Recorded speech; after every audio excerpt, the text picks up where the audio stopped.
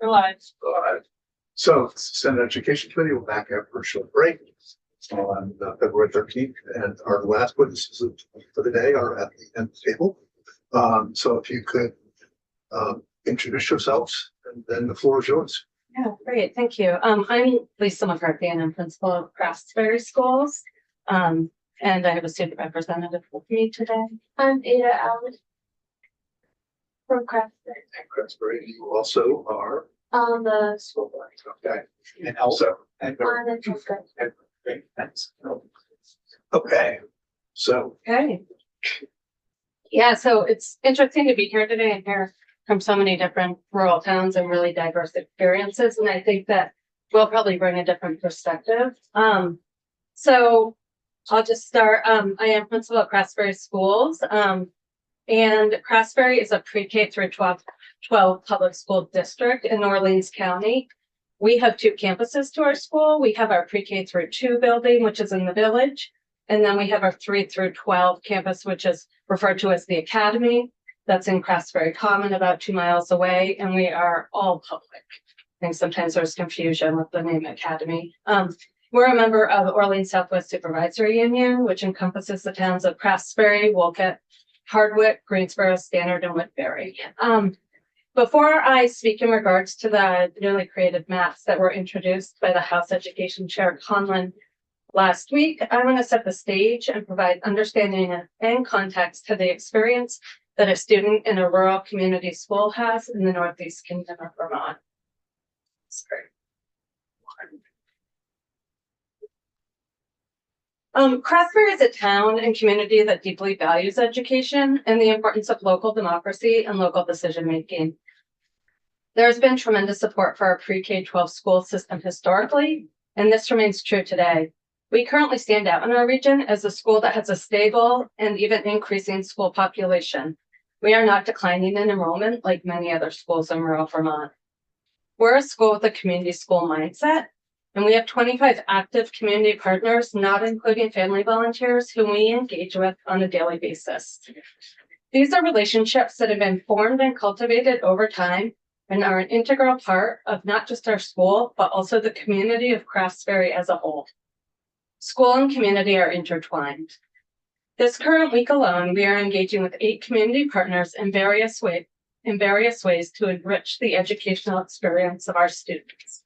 On Monday and Tuesday, we had our Northern Counties Dental Hub at our school, providing dental care for students who don't have reliable access.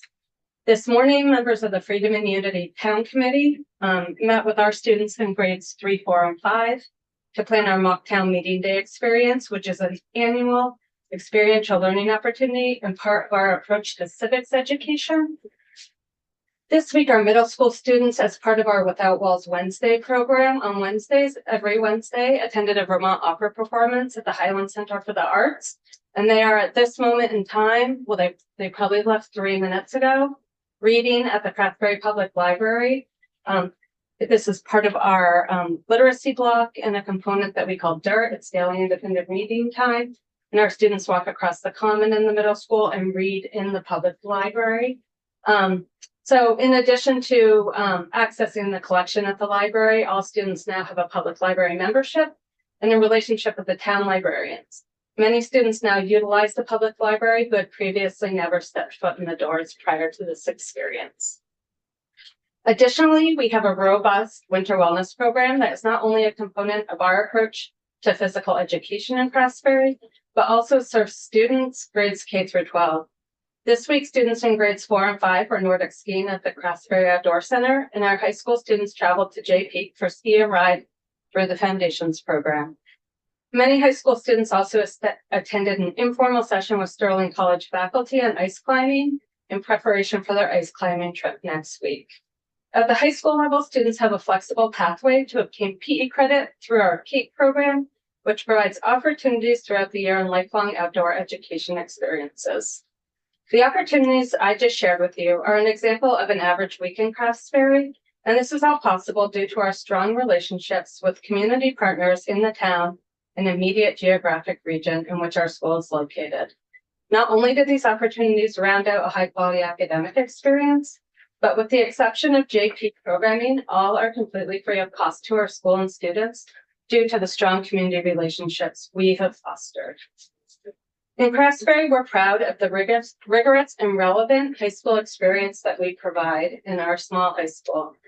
We offer diverse, high-quality instructional programming so that our small school can provide students with big opportunity. We currently have 9 AP course options at the high school level, and students engaging in flexible pathways through dual enrollment, early college, work-based learning, attending the tech center, virtual learning, and other creative learning opportunities. We also have a wide range of clubs and activities, and athletics overlap with Lake Region and Hazen, which provides increased opportunity and also increased social experience. This year alone, we added various clubs, including Animal Husbandry Club, Scholars Bowl, and Rocketry Club that were all developed based on student interest. In Craftsbury, our school board, administration, and community members are not afraid to engage in the hard and sometimes gritty work of local democracy to have the tough conversations needed in regards to balancing educational priority and fiscal responsibility.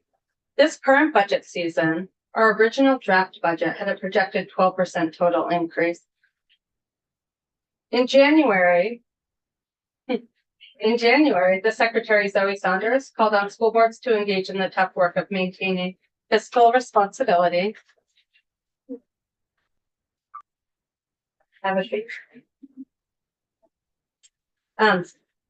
So as I was saying, we began the year with our budgeting process with a 12% increase. And so we went through a process that involved a lot of community input. There was input, there were conversations, there were school board meetings, and ultimately the budget that was approved by the board reflected a 6% increase, which is below or in line with many towns in the state of Vermont this year. Local democracy is not always efficient. It takes time and it takes dedicated elected officials who care. It takes time to listen, it honors input and feedback, and it welcomes creative problem solving. Local decision-making is not always efficient, but it is a central component of a thriving democratic society, and it's something we do well in Vermont and we do well in Craftsbury. I want to be clear, I'm not opposed to change at the state level in regards to education. I do think change needs to happen. However, I believe that Act 73, as it was originally presented in the last legislative session, has impacts that disproportionately impact rural schools and communities. At the end of last week, legislation was not introduced, but maps were introduced that delineated 27 school districts. I was dismayed to see a return to maps, and especially maps that included only school districts and did not include a supervisory union model. I have significant concerns that a school district governance structure would not only significantly impact our school in Craftsbury, but would have far-reaching impacts on our ability to maintain viable rural towns across the state of Vermont. Currently, it appears that at the state level, there's an ideological debate being played out through education that's pitting a bigger is better mentality against our long-seated tradition and history in Vermont that values the importance of local democracy and community. Rural schools are not the enemy, and quite honestly are not the cost driver in the complex statewide education funding system. The current map presented last week, which outlines 27 school districts, strips our rural communities of decision-making around their schools. It creates a governance structure that depersonalizes decision-making and leads to a top-down approach. There is no evidence that this type of structure has any cost savings, and I do believe that this type of structure will inevitably lead to the closure of schools in rural towns, which could in all probability lead to a change in our grade level configurations in Craftsbury. It's important to know that Craftsbury Academy doesn't only serve the students of Craftsbury, but attracts students from our neighboring towns of Wolcott and Stannard. Chair Conlon was clear during discussions last week when the maps were introduced that these larger school district boards would more than likely need to close smaller schools if any savings were to be recognized. Therefore, our school is threatened if these maps are carried out as supervisory district maps or school district maps. And in all probability, they could lead to a change in the 197-year-old institution of Craftsbury Academy. That is likely to occur due to the fact that we would be discussing a new school board elected via voting wards in a new school district that likely has no representation from the town where the school has stood for 197 years. This approach would not be the Vermont I know.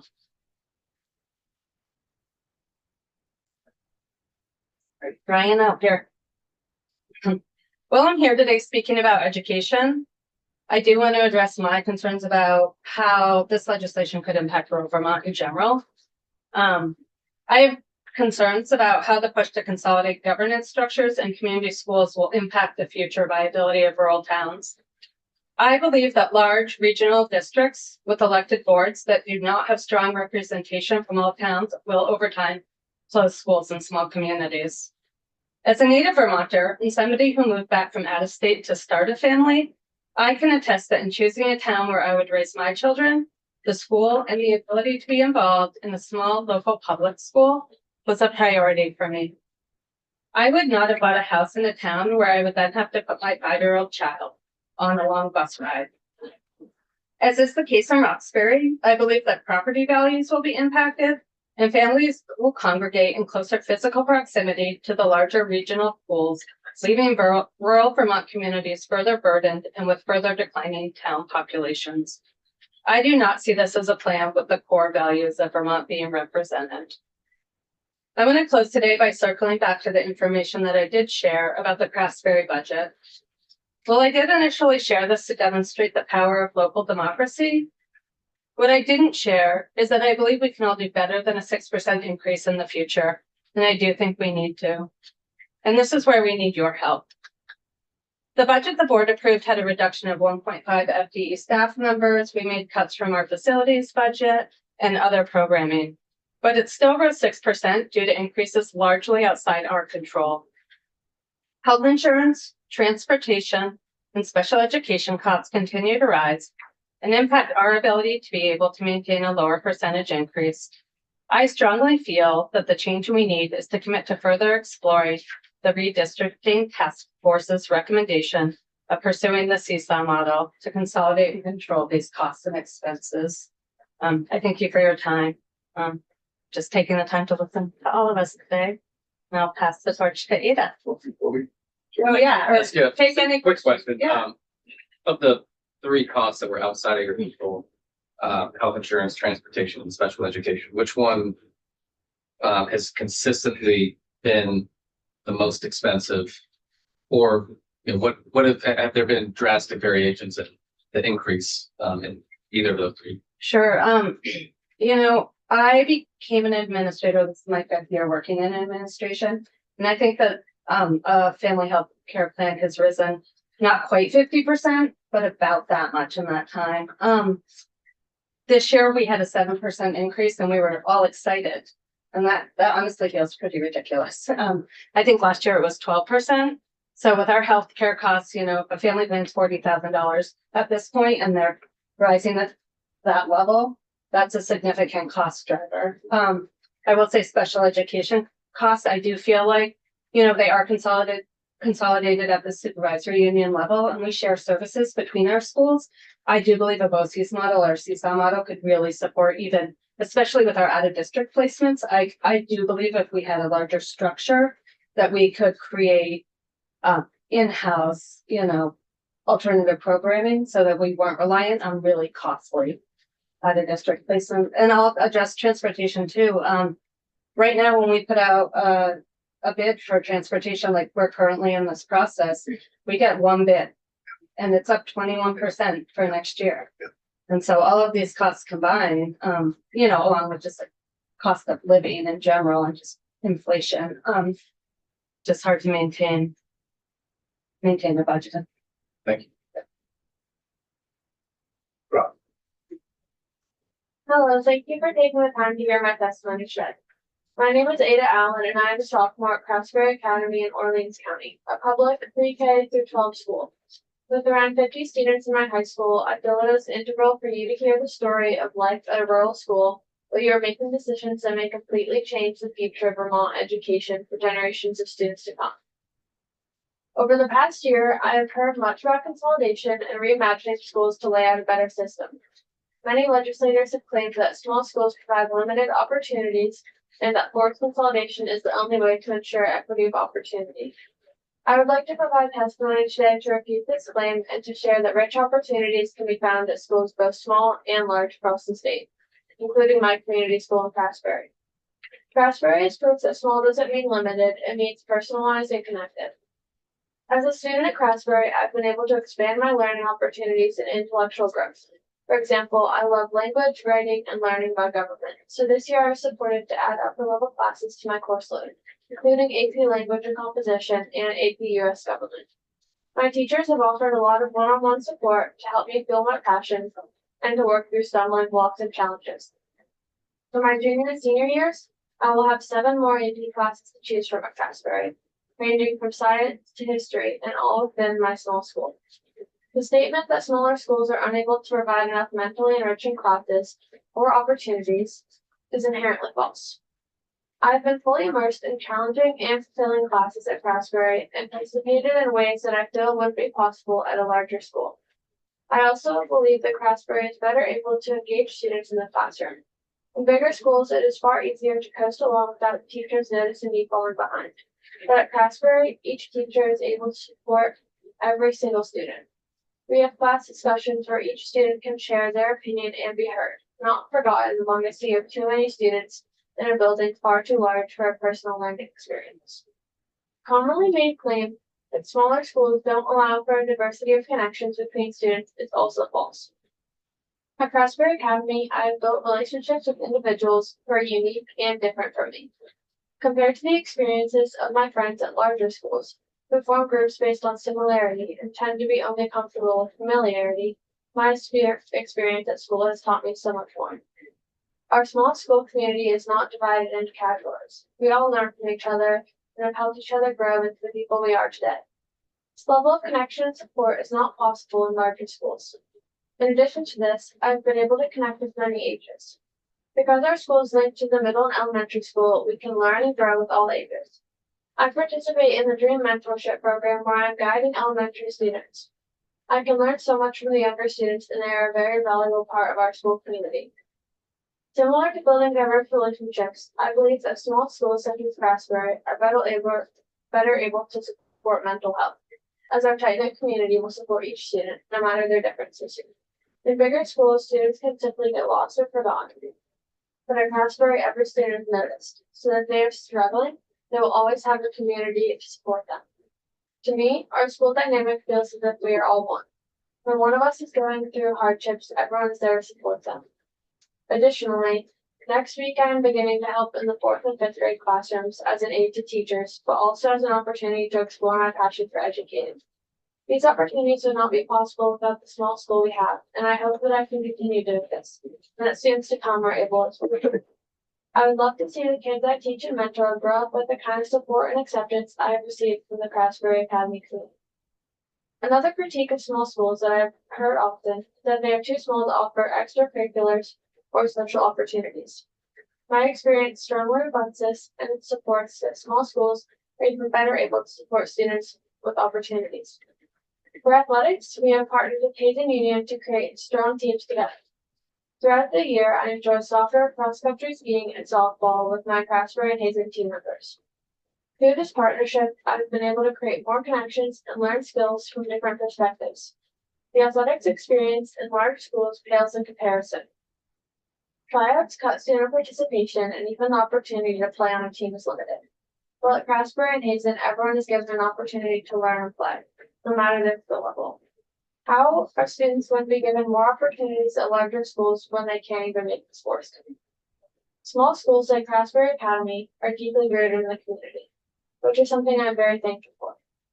This year, I chose to serve as a student representative on our school board, and I can participate in discussions on the decisions in our school. Each month, I take feedback from each middle and high school student and share it with the board. Because I believe it's important to allow everyone to have a voice. I'm on my town's Freedom and Unity Committee, which has helped me to support both my school and community. These active roles are a key part of our school and further support our connection to the community. While I am the only one here representing the students of Craftsbury Academy, their accomplishments and active roles in the school community speak for themselves. The clubs our school has to offer, including Scholars Bowl, Animal Husbandry, and Rocketry Club, are all thriving and being led by students. These groups are receiving help from community members and are learning skills that they will keep for the rest of their lives. Every day I see the students and teachers around me supporting each other and doing their best.